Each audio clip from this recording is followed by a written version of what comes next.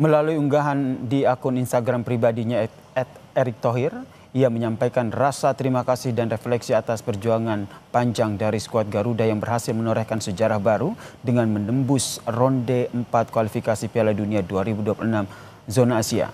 Ia menulis, terima kasih kepada supporter, pemain dan ofisial atas perjuangan untuk bisa sampai round 4 kualifikasi Piala Dunia 2026. Pertama kali dalam sejarah Indonesia bisa sampai di titik sejauh ini. Kami memohon maaf, mimpi masuk ke Piala Dunia belum bisa kami wujudkan. Informasi terbaru dari perjalanan Timnas di kualifikasi Piala Dunia kami tanyakan langsung kepada manajer Timnas Indonesia Pak Sumarji yang telah bergabung bersama kami di Kompas Petang. Selamat sore waktu Indonesia Pak Sumarji. Ya, selamat siang waktu Saudi. Pak Sumarji, ini usai laga semalam, apakah Ketua Umum PSSI sudah bertemu dengan para pemain? Semalam selesai pertandingan di hotel, Pak Ketua Umum ngobrol dengan pemain, dengan ofisial secara keseluruhan, dan momentum itu juga dipakai untuk sekalian berpamitan para pemain karena mayoritas para pemain akan kembali. Malam kemarin juga ada yang langsung kembali ke klubnya masing-masing, dan momen itu juga dipakai untuk bertemu dengan keluarga pemain yang kebetulan keluarga pemain juga ada semua di hotel, sehingga momen itulah yang kita pakai untuk sekaligus perpisahan dan kita mengakhiri perjalanan timnas senior ini dengan hasil yang sangat menyedihkan, yang sangat betul-betul membuat hati kami semuanya sedih dan tidak bisa berkata apa-apa lagi karena kami sudah berusaha dan berjuang, khususnya para pemain, untuk memberikan support, untuk memberikan semangat dan memberikan semuanya kepada tim ini. Namun karena hasilnya juga tidak sesuai dengan harapan kita semua, itulah yang kami sangat menyesal. Dan saya yakin kesedihan itu tidak hanya dirasakan oleh para pemain, namun kami para supporter Timnas Indonesia sejak awal juga tentu merasa sedih begitu. Pak Sumarji, bisa digambarkan lagi bagaimana apa mungkin yang disampaikan oleh para pemain Timnas begitu, karena perjuangan cukup panjang begitu sampai akhirnya bisa sampai ke ronde keempat, namun dengan hasil yang tidak memuaskan, gagal menuju Piala Dunia.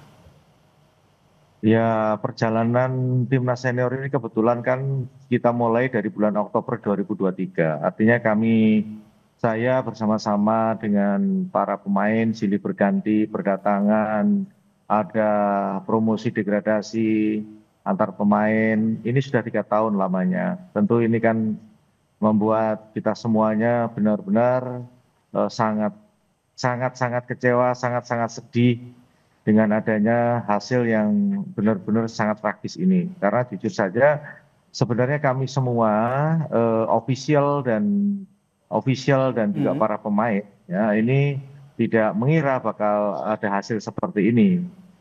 Khususnya para pemain juga tidak percaya dengan hasil ini gitu, karena para pemain ini hanya menjalankan tugas ya. Sekali lagi, para pemain ini hanya menjalankan taktik strategi yang disampaikan oleh pelatih, sehingga pemain ini juga merasa dengan hasil ini sangat membuat hatinya benar-benar kecewa. Ya, bagaimana ya, saya bisa menggambarkan, kami semua menangis di ruang ganti.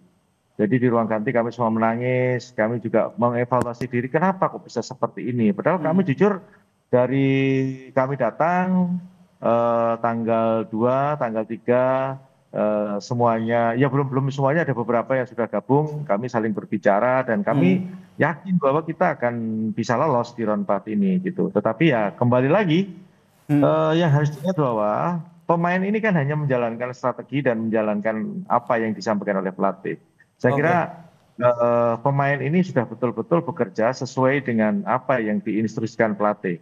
Terlepas hasilnya tidak bagus, ya saya minta semuanya untuk bisa mengerti, dan saya kembali lagi ya,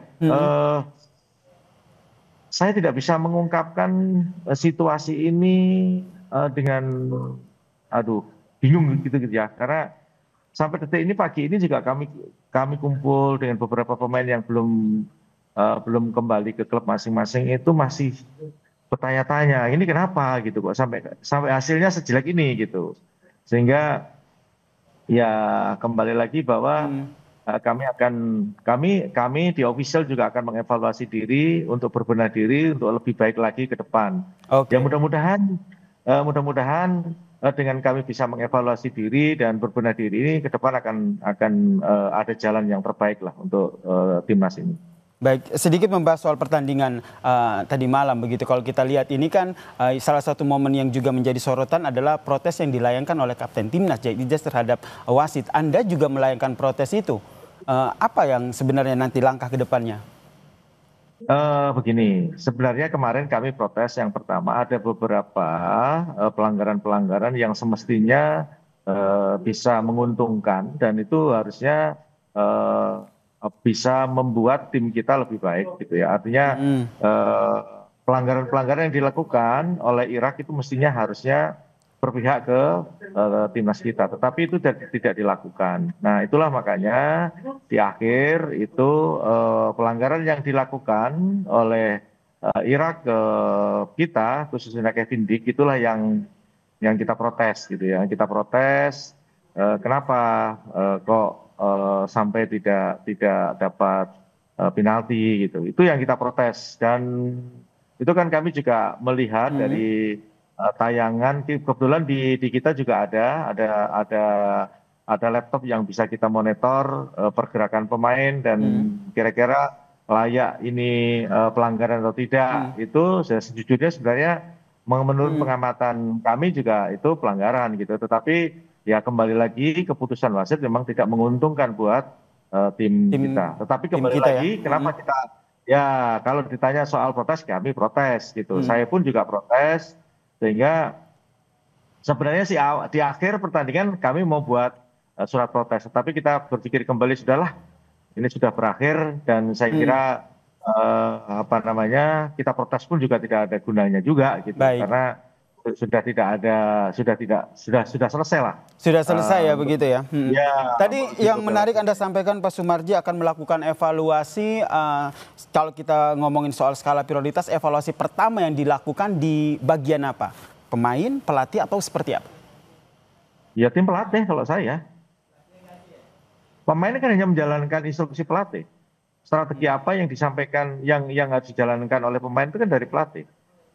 Ya, saya kebetulan kan cukup lama sekali saya di tim ini, dan berganti pelatih pun juga saya ada di situ. Boleh dikatakan ibaratnya sejak lahir ya, saya ngomong mengawali dari round 1 kita lawan Brunei sampai dengan saat sekarang ini kan saya selalu ada dan saya selalu melekat gitu. Siang malam kalau tim TC saya juga tungguin anak-anak. Jadi saya tahu gitu. Kalau ditanya evaluasi apa ya? Pelatih yang dievaluasi. Patrick Kluivert harus dievaluasi begitu ya menurut Anda ya. Kalau dari ketum PSSI sendiri apakah juga akan melakukan hal yang sama begitu? Memanggil Patrick Kluivert dari hasil ini dan melakukan evaluasi? Ya saya kira kalau berkaitan dengan itu tentu kan saya juga punya kewajiban untuk menyampaikan ini, melaporkan semua tentang perjalanan timnas ini khususnya di round 4 ini. Nah itu semua kan nanti kita sampaikan di rapat exco. Disitulah nanti saya akan paparkan semua apa yang saya alami dan apa yang terjadi, sehingga nanti semua biar tahu, biar mohon maaf aja, biar tidak salah dalam mengambil keputusan lagi begitu. Sehingga kaitannya dengan ini saya akan membuat laporan secara resmi ke Ketua Umum PSSI, dan juga saya akan membuat laporan ke Exco, karena kan memang tanggung jawabannya ke situ. Saya selaku manajer dan saya selaku Ketua BTN. Itu kewajiban saya untuk melaporkan ini semua, dan akan kami laporkan. Tentu nanti keputusan selanjutnya itu ada di rapat Exco. Seperti apa nanti? Harapannya kita harus berbenah, tidak boleh seperti ini gitu. Oke, baik, kita nantikan seperti apa evaluasi yang dilakukan, dan kita berharap timnas Indonesia yang tetap lanjut terus begitu dan berbenah dengan hasil ini. Terima kasih manajer timnas Pak Sumarji telah berbagi informasi bersama kami di Kompas Petang.